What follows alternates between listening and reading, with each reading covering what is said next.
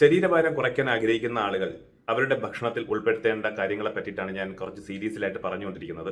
അത് കാണാത്തവർക്ക് എൻ്റെ ആ വീഡിയോ ജസ്റ്റ് ഒന്ന് കണ്ടിരിക്കാം.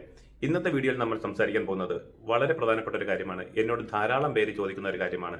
എന്തുകൊണ്ടാണ് നിങ്ങൾ ഡയറ്റ് ഉൾപ്പെടുത്തുന്ന സമയത്ത് പ്രധാനമായും ആനിമൽ പ്രോട്ടീൻസ്, അതായത് മുട്ടയും ചിക്കനും അല്ലെങ്കിൽ ലീൻ ബീഫോ പാൽ ഉൽപ്പന്നങ്ങളോ ഫിഷോ കൂടുതലായിട്ട് ഉൾപ്പെടുത്തുന്നത്?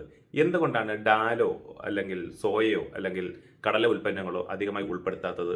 അവ കഴിച്ചാലും നമുക്ക് ശരീരഭാരം കുറയത്തില്ലേ? നമ്മുടെ മസിൽ ബിൽഡിങ്ങിന് അത് സഹായിക്കത്തില്ലേ? നമ്മൾ യങ്ങായിട്ടിരിക്കാൻ അത് ഹെൽപ്പ് ചെയ്യത്തില്ലേ എന്നൊക്കെ ചോദിക്കാറുണ്ട്. ഇതിന് ഉത്തരം, അത് കഴിച്ചാലും നിങ്ങൾക്ക് ശരീരഭാരം കുറയ്ക്കാൻ സാധിക്കും. പക്ഷേ നിങ്ങളൊരു നോൺ വെജ് ആണ് എന്നുണ്ടെങ്കിൽ നിങ്ങൾ ഉറപ്പായിട്ടും ആനിമൽ ബേസ്ഡ് പ്രോട്ടീൻ തന്നെയാണ് യൂസ് ചെയ്യേണ്ടത്. അതിനുള്ള പ്രധാനപ്പെട്ട കാരണം എന്തെന്ന് വെച്ച് കഴിഞ്ഞാൽ, എല്ലാ പ്രോട്ടീനുകളും കംപ്ലീറ്റ് പ്രോട്ടീൻ അല്ല. അതായത് നമ്മുടെ പ്രോട്ടീനിൽ കുറച്ച് എസെൻഷ്യൽ അമിനോ ആസിഡ്സ് ഉണ്ട്. എന്താണ് എസെൻഷ്യൽ അമിനോ ആസിഡ്സ്? നമ്മുടെ ശരീരത്തിന് സ്വന്തമായിട്ട് ഉൽപ്പാദിപ്പിക്കാൻ പറ്റാത്ത അമിനോ ആസിഡ്സ് ആണ് എസെൻഷ്യൽ അമിനോ ആസിഡ്സ്. പ്രോട്ടീന്റെ ബിൽഡിംഗ് ബ്ലോക്സ് ആണ് അമിനോ ആസിഡ്. അതായത് 9ഓളം എസെൻഷ്യൽ അമിനോ ആസിഡ്സുകൾ എല്ലാം അടങ്ങിയിരിക്കുന്ന പ്രോട്ടീനാണ് കംപ്ലീറ്റ് പ്രോട്ടീനായിട്ട് കണക്കാക്കാൻ പറ്റും.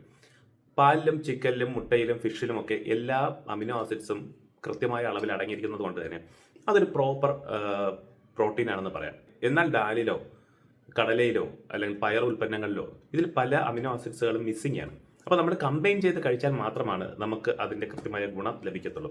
അതുപോലെ തന്നെ മറ്റൊരു പ്രശ്നം എന്ന് പറഞ്ഞാൽ, ഇതിൻ്റെയൊക്കെ ബയോ അവൈലബിലിറ്റിയും ബയോ ഡൈജസ്റ്റബിലിറ്റിയും വ്യത്യാസമാണ്.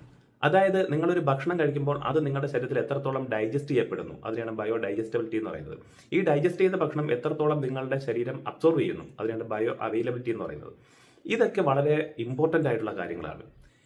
ഈ ആനിമൽ ബേസ്ഡ് പ്രോട്ടീനിൽ ഇതൊക്കെ വളരെ കൂടുതലാണ്. നിങ്ങൾ കഴിച്ചു കഴിഞ്ഞാൽ കംപ്ലീറ്റ് ആയാലും മാക്സിമം ഒരു 80% മുതൽ 90% അബ്സോർവ് ചെയ്യാനുള്ള കപ്പാസിറ്റി ഉണ്ട്. എന്നാൽ നമ്മൾ പയർ ഉൽപ്പന്നങ്ങളിലേക്ക് പോകുമ്പോൾ അത്രത്തോളം അബ്സോർപ്ഷൻ കപ്പാസിറ്റി ഇല്ലാത്തത് കൊണ്ട് തന്നെ നിങ്ങൾ കഴിക്കുന്നത് മുഴുവനായിട്ട് നിങ്ങളുടെ ശരീരത്തിന് ലഭിക്കണമെന്നില്ല. അപ്പോൾ നമ്മൾ കൂടുതൽ കാലറിയിലായിട്ട് കടക്കേണ്ടി വരും.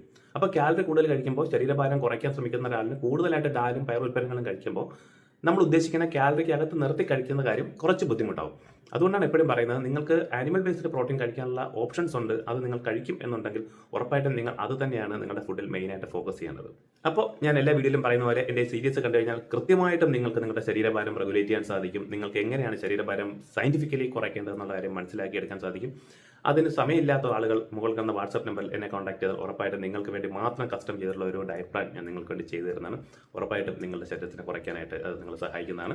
അതുപോലെ തന്നെ നിങ്ങളുടെ ഫാമിലി ആർക്കെങ്കിലും ശരീരഭാരം കൂടുതലുണ്ടെങ്കിലോ നിങ്ങളുടെ ഫ്രണ്ട് സർക്കിളിൽ ആർക്കെങ്കിലും ശരീരഭാരം കൂടുതലുണ്ടെങ്കിലോ ഈ പേജ് ഒന്ന് അവർക്ക് അയച്ചു കൊടുക്കുക. നിങ്ങൾക്ക് കൂടുതലുണ്ടെങ്കിൽ ഈ വീഡിയോ ഒന്ന് സേവ് ചെയ്ത് വെച്ചേക്കാം. ഉറപ്പായിട്ടും ഈ പേജ് നിങ്ങൾക്ക് ഉപകാരപ്പെടും.